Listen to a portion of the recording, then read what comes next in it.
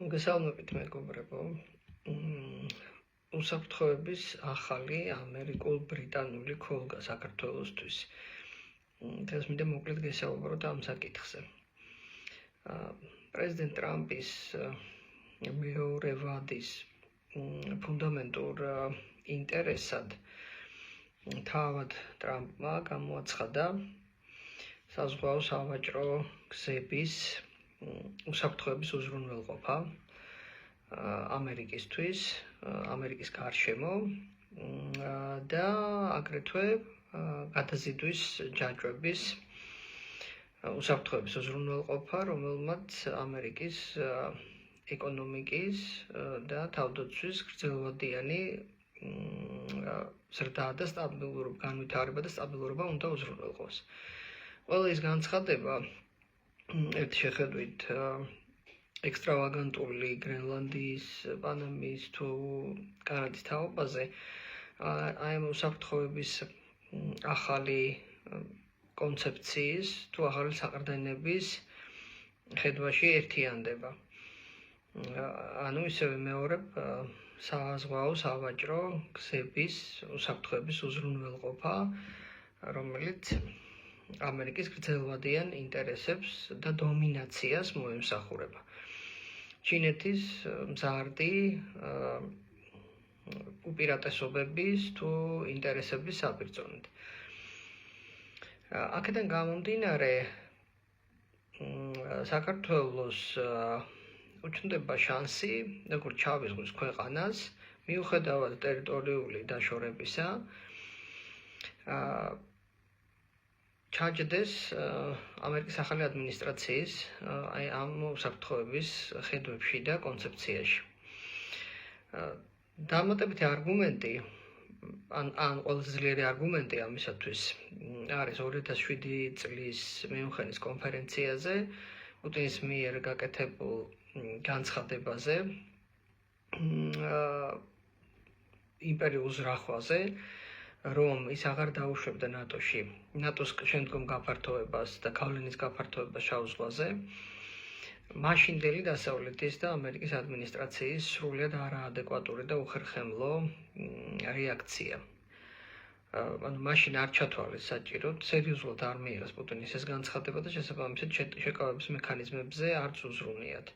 რასაც შედეგად მოუყვა, მოკლედ რომ ვთქვათ, რუსეთის ომი შავი ზღვის აუზის ქვეყნების საქართველოსა და უკრაინის წინააღმდეგ ომები და ყველა ის უბედურება, რაც მერე მსოფლიოში ვიხილეთ.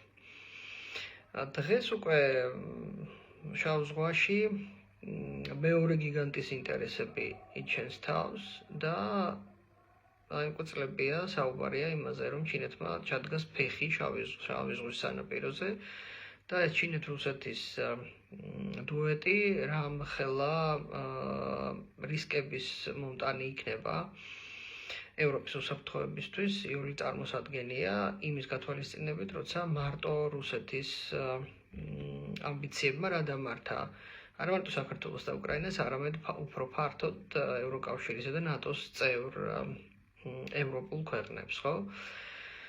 ანუ ძალიან ახლად იკვეთება, რომ არ არსებობს უსაფრთხო ევროპა და შესაბამისად ნატო უსაფრთხო შავი ზღვის გარეშე და უსაფრთხო შავი ზღვა წევრი ქვეყნების უსაფრთხოების უზრუნველყოფის გარეშე, მათ შორის, რა თქმა უნდა, უკრაინის და საქართველოს. სწორედ ამგვარად მიწოდება შავი ზღვისა, ვთქვათ, შავი ზღვის ქვეყნების უსაფრთხოების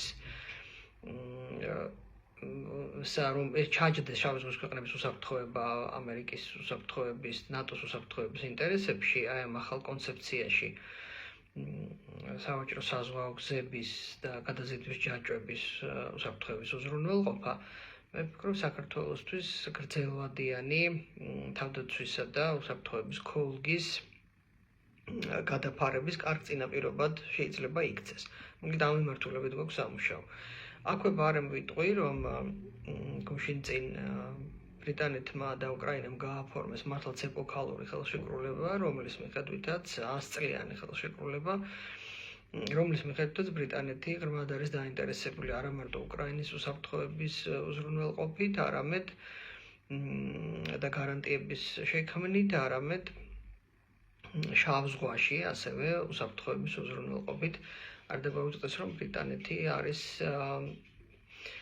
დიდი საზღვაო იმპერია წარსულში იყო და მას ზღვის მიმართ ინტერესი ზუსტად ამ რაკურსით საზღვაო სავაჭრო გადაზიდვები და მომარაგების ჯაჭვები დღესაც არ დაუკარგავს და ისევ იმ ფორმულას უბრუნდები, არ არსებობს უსაფრთხო შავი ზღვა მისი წევრი ქვეყნების უსაფრთხოების გარეშე, უზრუნველყოფის გარეშე. ასე რომ ძალიან რეალური არის იმისი შანსი, რომ ეს ბრიტანეთის ინტერესი და შესაბამისად ბრიტანული უსაფრთხოების ქოლგან საქართველოსაც გადმოეფაროს. ოღონდ რა თქმა უნდა, აქ მთავარი ბარიერი არის საქართველოს დღევანდელი დე-ფაქტო ხელისუფლება, რომელიც შავ ზღვას რუსული გავლენის სფეროდ განიხილავს.